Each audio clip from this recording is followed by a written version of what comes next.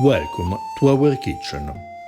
To celebrate this year's Saturnalia, one of the most important Roman festivities, today we prepare ancient Roman patina quotidiana from the fourth book of the Re Cucinaria, a dish that can be considered the ancestor of lasagna. We start with ingredients. We need durum wheat flour, chicken, pork belly, grey mullet, tube gurnard, white wine, olive oil, eggs, raisin wine, garum and spices, lovage and long pepper. We need the flour with 2 pinches of salt and warm water until we obtain a hard and elastic dough. We let the dough rest for half an hour.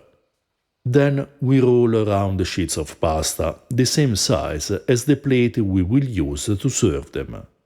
Then we fry the lagana in olive oil. We used 4 fried lagana, made with 200 grams of flour, for about 200 grams each of pork belly, fish and chicken. If you want to prepare more or bigger lagana, adjust the amounts accordingly. Lagana is a term that we often find in historical cuisine. The grammarian Hesychius, who lived around the 5th century, gives a definition.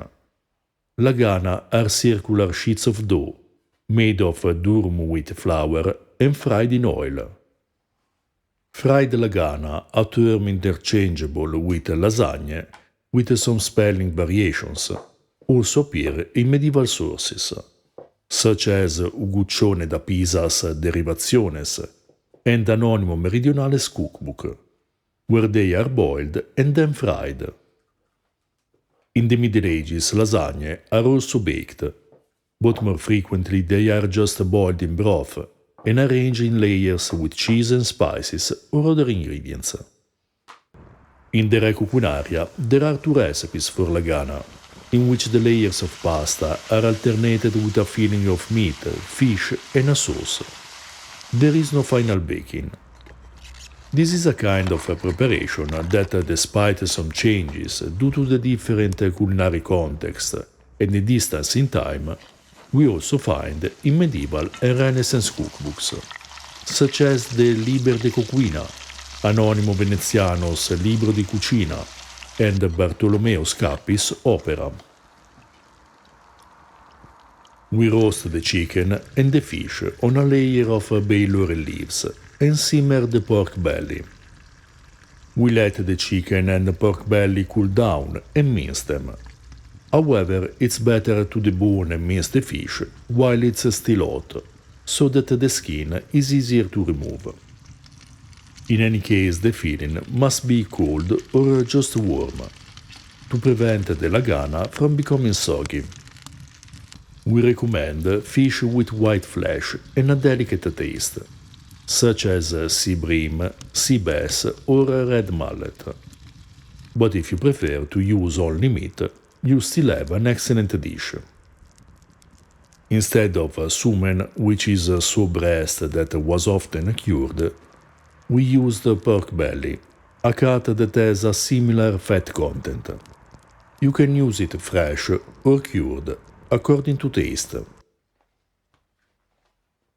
To learn more about the history of lasagna and pasta in Italy, check out our new book, Early Italian Recipes, Cereals, Bread, Pasta and Pies, which contains 114 recipes from the antiquity to the end of the Renaissance.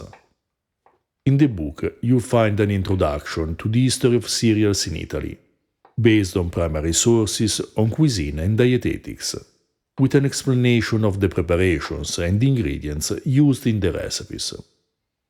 This book is the second in the series Early Italian Recipes, but all the volumes are independent and can be read in any order.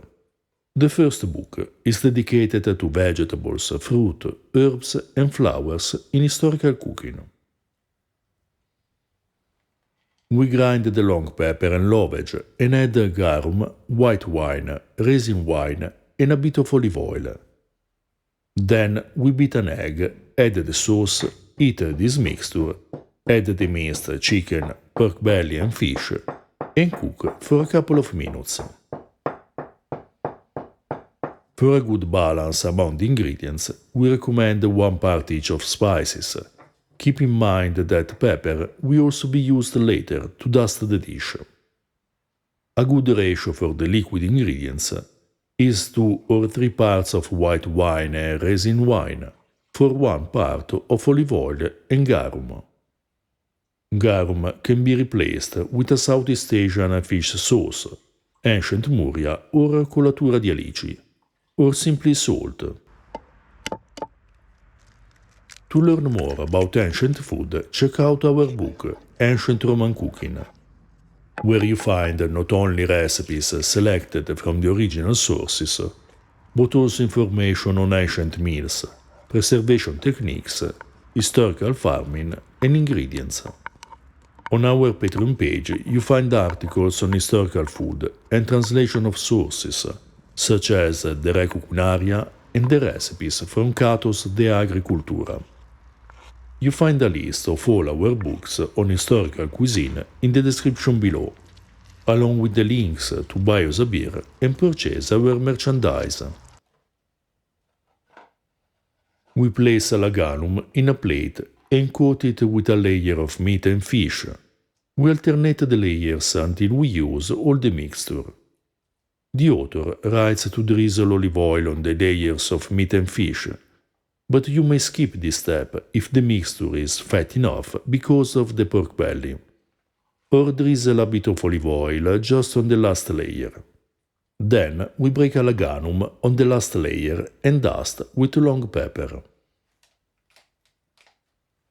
This dish was delicious and very delicate, with the mixture of fish, pork belly and chicken that gave a perfect balance between lean meat and fats.